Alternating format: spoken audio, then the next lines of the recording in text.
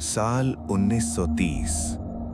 पूरा भारत ब्रिटिश हुकूमत के अधीन था। देश के लोग अपने ही देश में गुलाम बनकर जी रहे थे। अंग्रेज सरकार कानून, सेना और पुलिस की ताकत से पूरे भारत पर राज कर रही थी। जो भी आज़ादी की बात करता, उसे जेल में डाल दिया जाता, उस पर अत्याचार किए जाते, यहाँ तक कि मौत भी दे दी जाती।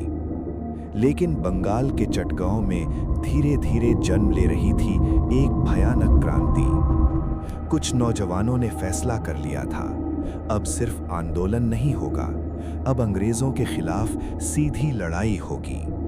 और इस क्रांति की कमान संभाली थी एक साधारण स्कूल टीचर ने। नाम था मास्टर दास सूर्यसेन। दिन में वे बच्चों को पढ़ाते थे, बहुत साधारण जीवन जीते थे। छात्र उन्हें बेहद पसंद करते थे, लेकिन रात होते ही उनकी पहचान बदल जाती। तब वे बन जाते एक क्रांतिकारी नेता। सूर्यसेन का मानना था, अंग्रेज कभी शांति से भारत नहीं छोड़ेंगे, उनकी ताकत को सीधे चुनौती देनी होगी। इसी सोच के साथ उन्होंने चटगांव के युवाओं को गुप्त रूप से संगठित करना शुरू किया। धीरे धीरे तैयार हुआ एक क्रांतिकारी संगठन, इंडियन रिपब्लिकन आर्मी। इस दल में शामिल थे अनंत सिंह, गणेश घोष, लोकनाथ बल, अंबिका चक्रवर्ती, निर्मल सेन, तारकेश्वर दस्तीदार, कल्पना दत्त, प्रीतिलता वाडेदार और कई बहादुर नौजवान। इनमें से ज्यादातर की उम्र बहुत कम थी। कोई छात्र था, कोई नौकरी करता था, तो कोई बिल्कुल साधारण युवक। लेकिन सबके दिल में एक ही आग जल रही थी, आजादी। वे जानते थे कि इस रास्ते पर मौत भी मिल सकती है, फिर भी कोई पीछे नहीं हटा। अब शुरू हुई तैयारी। योजना बेहद खतरनाक और साहसी थी। सबसे पहले चटगांव के पुलिस हथियारागार पर कब्जा किया जाएगा, फिर सहायक सेना के हथियारागार पर हमला होगा। टेलीफोन और टेलीग्राफ लाइनें काट दी जाएंगी, रेलवे संपर्क तोड़ दिया जाएगा ताकि अंग्रेज जल्दी सेना न भेज सकें। और फिर पूरे चटगांव को ब्रिटिश शासन से अलग करके आजाद घोषित कर दिया जाएगा। हमले की तारीख तय हुई 18 अप्रैल 1930। उस दिन गुड फ्राइडे था। कई अंग्रेज अधिकारी छुट्टी पर थे। क्रांतिकारियों ने समझ लिया था, यही हमला करने का सबसे सही समय है। 18 अप्रैल, गहरी रात, चारों तरफ सन्नाटा पसरा हुआ था। पूरा चटगांव शहर सो रहा था और उसी समय क्रांतिकारी छोटे छोटे दलों में बंटकर अपने लक्ष्य की ओर बढ़ने लगे।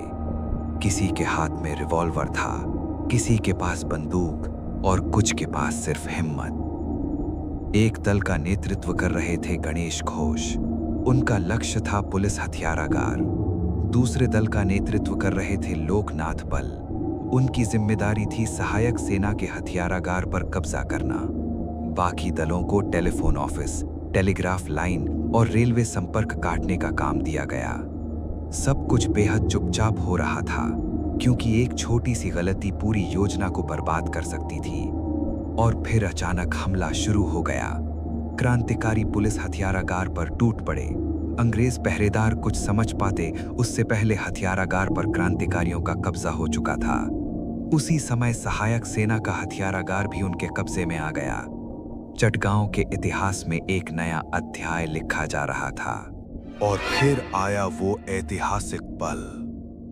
ब्रिटिश झंडे को नीचे उतार दिया गया, उसकी जगह फहराया गया भारतीय राष्ट्रीय ध्वज। सभी क्रांतिकारी एक साथ खड़े होकर सलामी देने लगे। और उसी समय मास्टर दास सूर्यसेन ने घोषणा की, चटगांव अब आजाद है। कुछ पलों के लिए ऐसा लग रहा था जैसे सच में आजादी मिल गई हो। लेकिन तभी सामने आई सबसे बड़ी समस्या। हथियार तो मिल गए थे, लेकिन पर्याप्त गोलियां और बारूद नहीं मिला। अंग्रेज पहले ही ज्यादातर गोला बारूद दूसरी जगह भेज चुके थे। यही पूरी योजना के लिए सबसे बड़ा झटका साबित हुआ, क्योंकि गोलियों के बिना लंबी लड़ाई लड़ना नामुमकिन था। फिर भी क्रांतिकारियों ने हार नहीं मानी। उन्होंने टेलीफोन, टेलीग्राफ और रेलवे संपर्क पूरी तरह काट दिए। कुछ घंटों के लिए पूरा चटगांव अंग्रेज प्रशासन से अलग हो गया। जब ये खबर फैली तो अंग्रेज सरकार में हड़कंप मच गया। उन्हें समझ आ गया कि ये कोई साधारण हमला नहीं था, ये ब्रिटिश साम्राज्य के खिलाफ सीधी जंग थी।